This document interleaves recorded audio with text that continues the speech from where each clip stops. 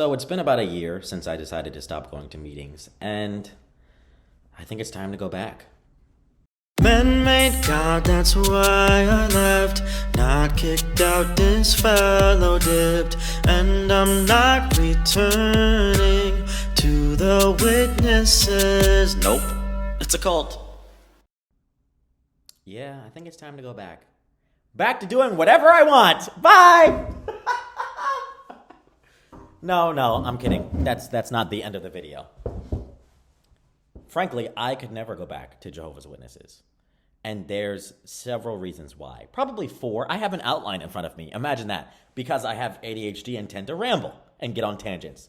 So, the all-encompassing reason why I would never go back to Jehovah's Witnesses is because it's a cult. I think most people who leave either willingly or who are disfellowshipped and learn about the organization, most people would realize that it's a cult. So the reasons why I wouldn't go back are kind of within that reason.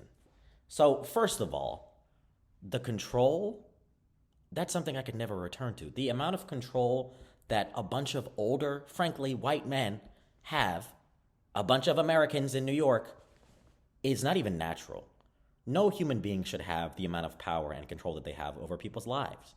They control your time, energy, money, and mind.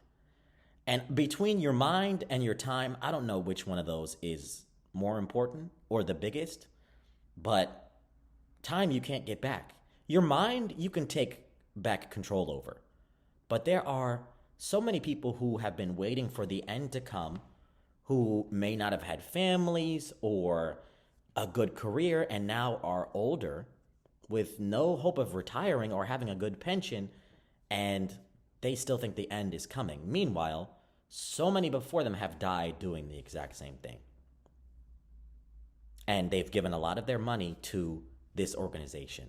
My, great aunt, one of my dad's aunts, gave her house in, what was it? I don't know if it was some kind of island in the tropics to the organization.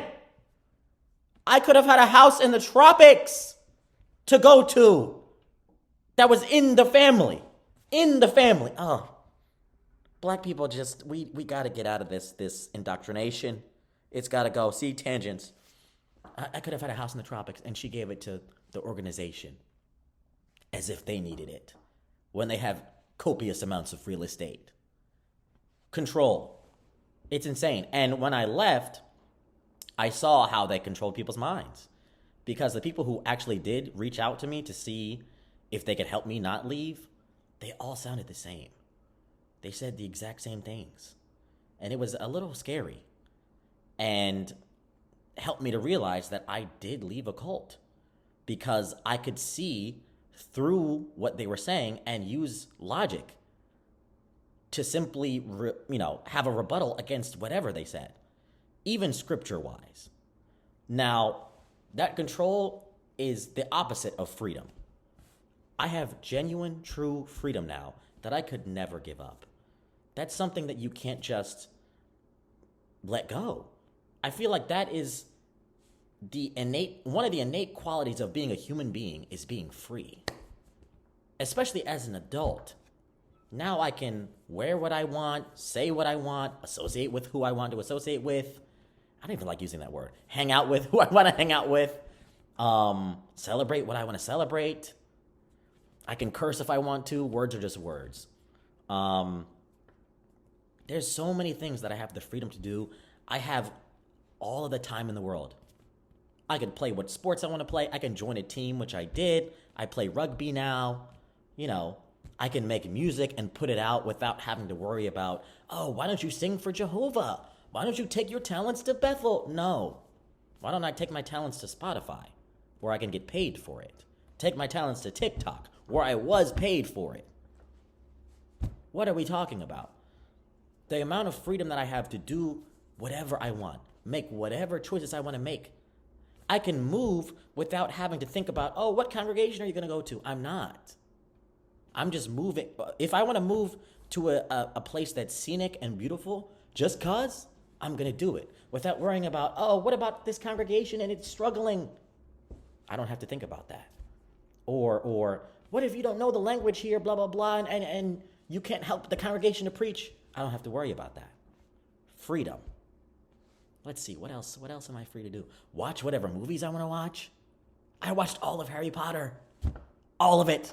And I was a little disappointed by the end, just a little bit, because his death was kind of anticlimactic. He just faded away after all the magic, after Harry Potter and his wands were fighting against each other, and he faded away. No. He turns into ashes? No. He should have blown up. That should have been the ending. Anyway, tangent. Yeah, I can watch what I the freedom to be, this is one of the most important ones, to be who I am as a bisexual man. How did I not put that in the outline? I guess that's part of freedom, frankly. And freedom from sin, oh my God. Freedom from sin? That's something that if you leave this cult but still go to Christianity, that's a freedom you don't have. I'm also agnostic. So when you stop believing in sin and stop living not only to please people on this planet, but to please someone invisible, I can't even describe how freeing that is. To not feel like I need to reject myself, fight myself, torture myself to deny who I am. That has been probably the most freeing aspect of all of this, is that I don't have to feel bad about enjoying my body, enjoying somebody else's body. I don't have to feel bad about that at all. As long as we are consensual and safe, I don't have to feel bad about that at all. Imagine that. Freedom from sin? We thought that we needed a human sacrifice from thousands of years ago to be free from sin. Little do you know, all you have to do is stop believing in it. And it has zero weight. Zero. All of this weight just left me. No more needing to worry about being pure all the time and not stumbling anyone. Oh my God. No more stumbling people? Come on. That is something I could never give up. Another thing that I don't miss that would keep me from going back is the judgment, the hypocrisy. Especially now that people can mark whoever they want, which frankly was already a thing. Because if you were considered bad association, you were marked. You were considered less than or treated as less than. I don't miss that. And when I look at other ex-witnesses' experiences and how, let's say their parents got disfellowshipped, basically the whole family was disfellowshipped. There were a lot of people who didn't care about them kids. Fuck them kids. Let me stop. That's how they acted. Now, I will say my parents were not like that. They would be like, we need to look out for, these kids because, they need help. They need spiritual help. My parents were exemplary people. But this is going to segue into the other reason I really couldn't go back. My family has treated me the worst out of everyone. And I guess when you're a bisexual apostate, what else are they going to do? I'm not surprised, but I was really hurt, genuinely, at how easily they cut me off and banished me. Thankfully, I already lived on my own out of their territory, even though my little brother still lives down the street. And I've written him letters, and he does not respond, hasn't even checked up on me. And now I also have a brand new nephew that I still have not met, missed the birth of, probably could have been at the hospital to meet my nephew.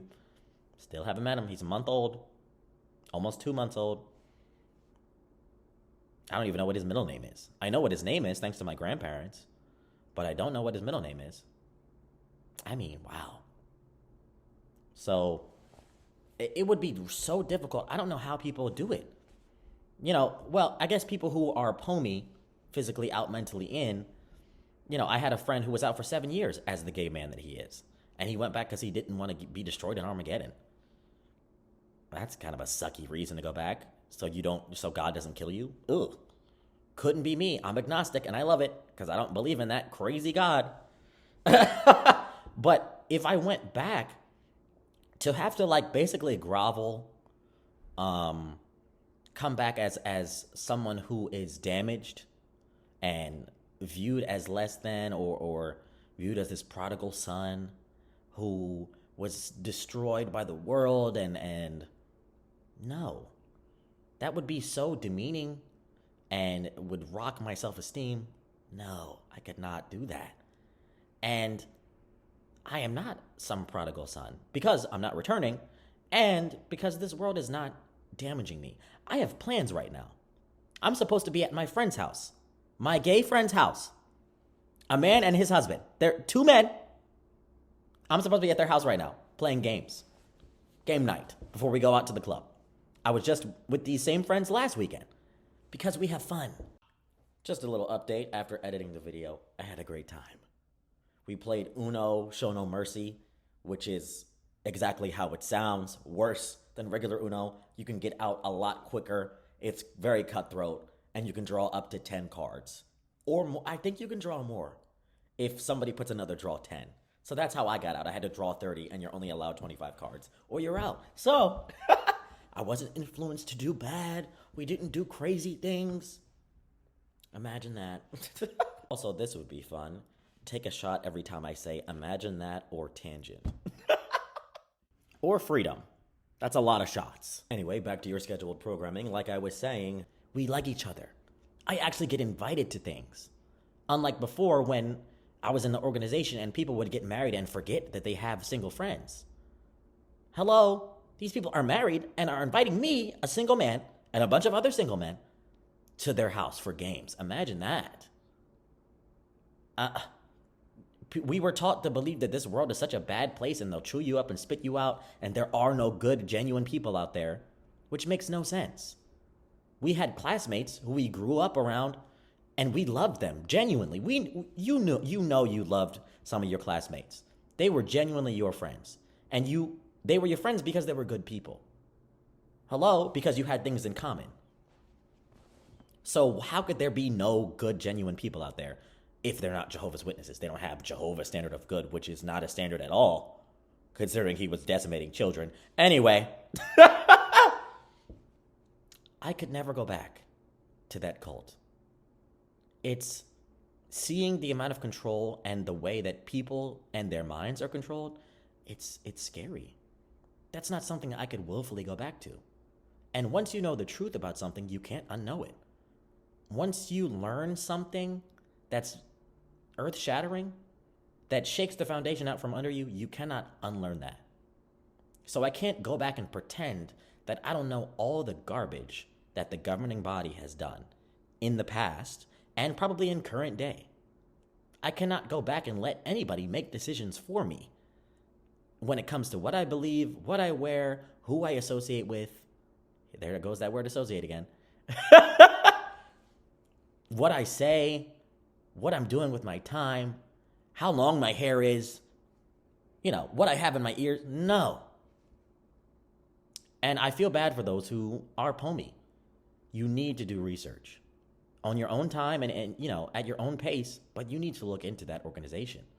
And I highly recommend reading Crisis of Conscience because that is coming from someone who, sure, you might view as an apostate, but he was in the governing body. This was someone who was making decisions for the rest of the people, the sheep. He was making those decisions. He was at the top. He was someone who you would bow down to, frankly, who you relied on for your life, your beliefs, your doctrine. And he left in his 60s, maybe even later than that, and wrote a book whistleblowing about all of the garbage. Read it. You gotta read it. And if you do go back, I feel like there are a few reasons people go back. Either they miss their family and good friends who weren't really their friends to begin with, or they still had the mentality that the world is out to get them. They still believed what Jehovah's Witnesses taught them, that this world is wicked and you're no part of it and you're not supposed to be. No, this is the only world there is. And there is a place for you in it because you're in it. You're already there. And you just didn't make the effort to find the good, genuine people that are out there. I've met people that I'm not going to get along with, that I don't think are that I know are not genuine, that I know would do me wrong, and I don't hang out with them. You don't have to. But there are good, great, beautiful people out there. People that I love. And I've only known them for a year. Imagine that. So no. If anybody ever asked me if I would go back to Jehovah's Witnesses, the answer is never. Hell no. Definitely not. And I'm 100% positive about that. But yeah, I wanted to make this video. And I hope it resonates with people. I hope people take my suggestion to read Crisis of Conscience. And I look forward to making more content about being a former Jehovah's Witness. Never thought I'd be here, but here we are.